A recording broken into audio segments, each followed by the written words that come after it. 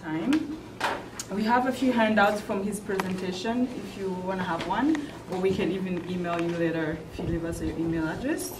Right now we're going to proceed with our experts over here. They're going to talk to us about a few topics. We can get it started. I don't know if you guys see them properly. Just to add to what Ali has just said, picking it up from there, on a few resources you can draw yourself into. There's also Udacity. I think it's owned by the Google guys. Okay, yeah. Yeah, free education. There's also University of the People, very good university. You can still study for free, and very credible courses. Courses are accredited by some of the major universities in the US. Not in Canada yet, I don't know why. Okay, back to this thing. How, comparing the two education systems, the Rwandan one and the Canadian one, it's not so easy, but I'll do my best. So I was asked to talk about looking at them in the lens of delivery. How are the courses delivered, class size, and what are the challenges of either side, and how do you succeed in either, especially in this system.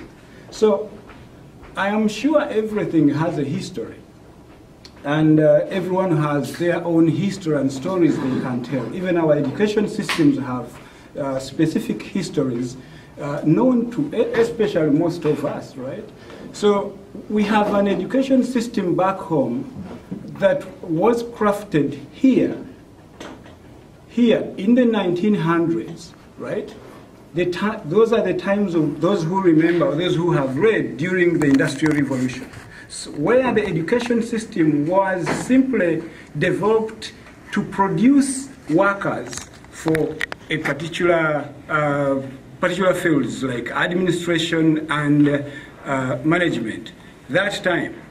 So what is happening today in Rwanda? We still have that system, or predominantly in most African countries, we still have that very system, where go and train and get a good job, all right? And your parents are not ashamed that what will make me proud is for you to go through this system and get a good job. So you are trained to do what? To work. And what the system is going to do for you, like the way you see right now, across, let's say, Africa or East Africa in particular, you're going to see that we have so many schools giving us very many graduates.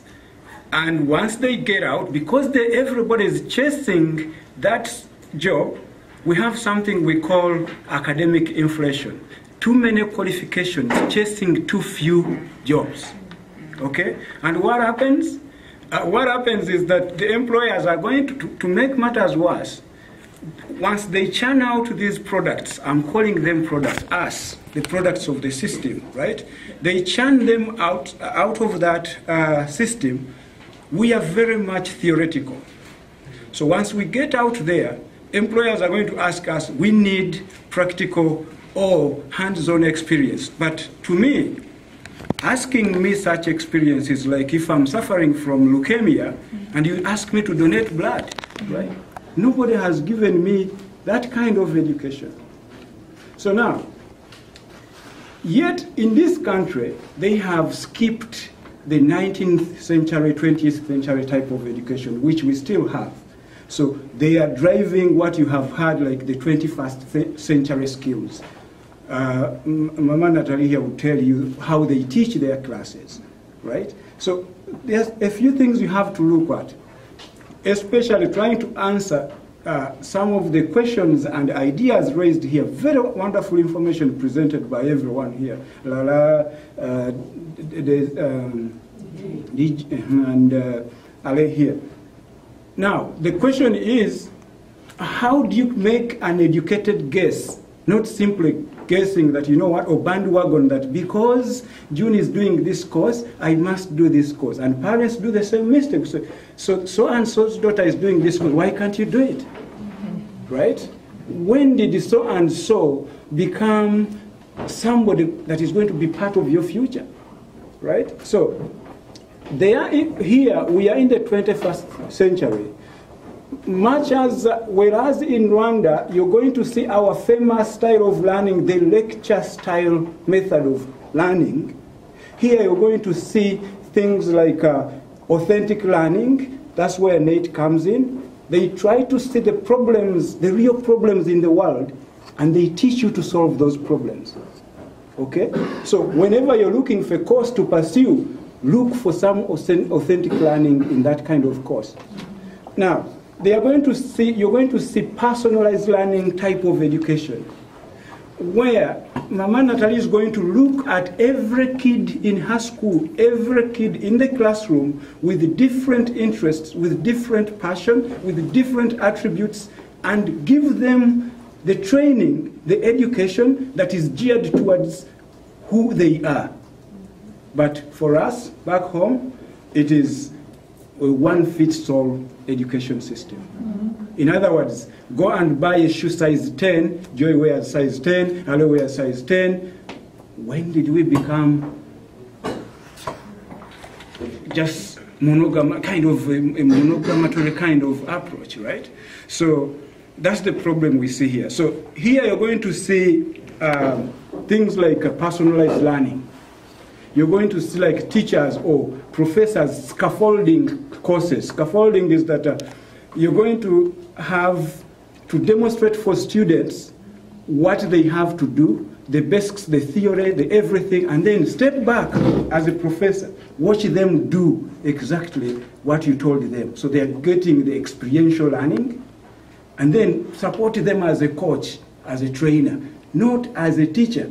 We know the teachers back home as the source of truth and source of knowledge, because so and so has said. But here, a teacher is like in a collegial kind of relationship. You are free to ask them anything you have to ask them, and they're going to facilitate your learning, right? So you're going to see teachers flipping classrooms. There's something they call a flipped classroom. They're going to say, okay, my class takes 3 hours. Okay.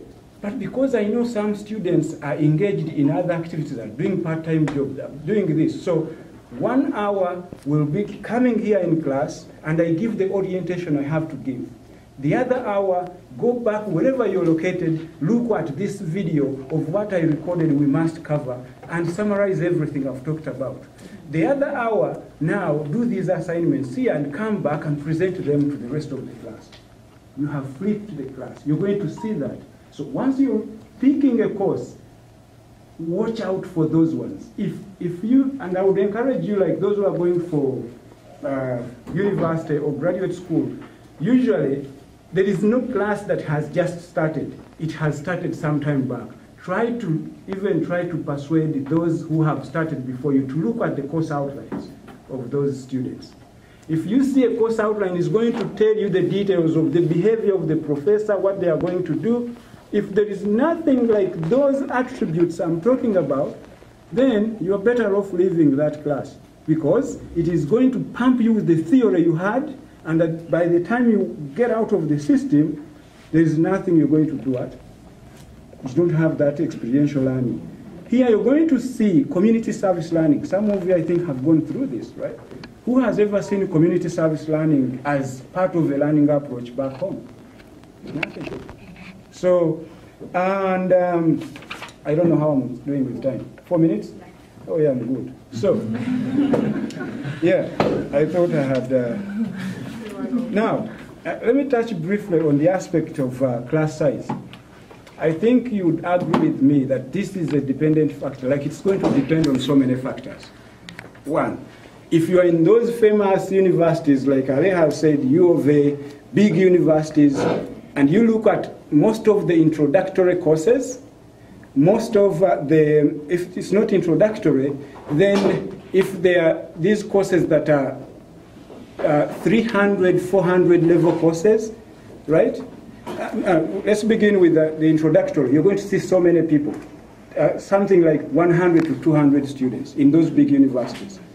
But it changes when you start the 300, 400 level courses, because very few people trickle down to that level. Others either have dropped out or have branched out, like Frederick told us.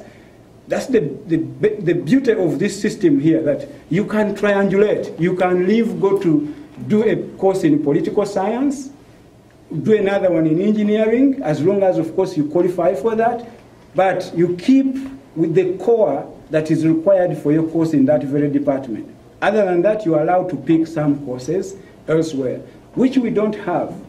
Ours back home is a prescribed system. The core courses are known, the electives are known, you have to do those ones, right?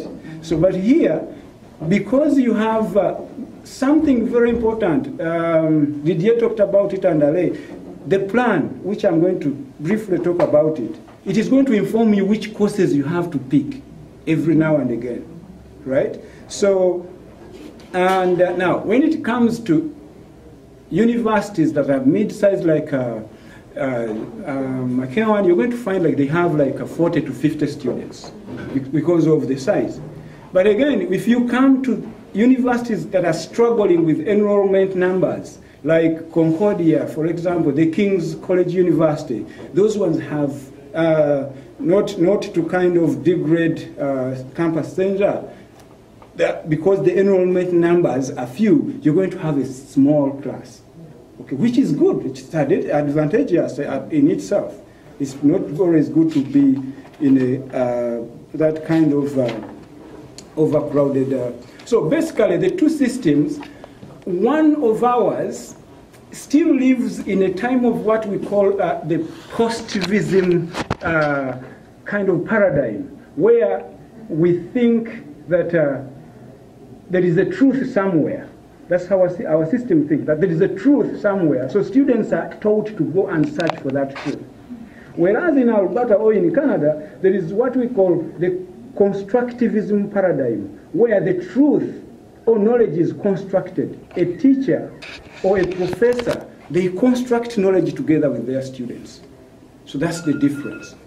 So, yeah, and my time is up, right? Oh, thank you. Yeah, sure.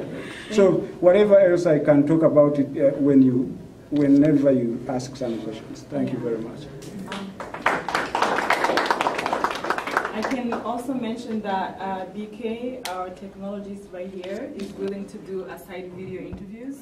So if there's something that you really feel like you should have saved and you didn't, then he can offer you that opportunity to be going out there. So thank you so much, Mr. Lawrence.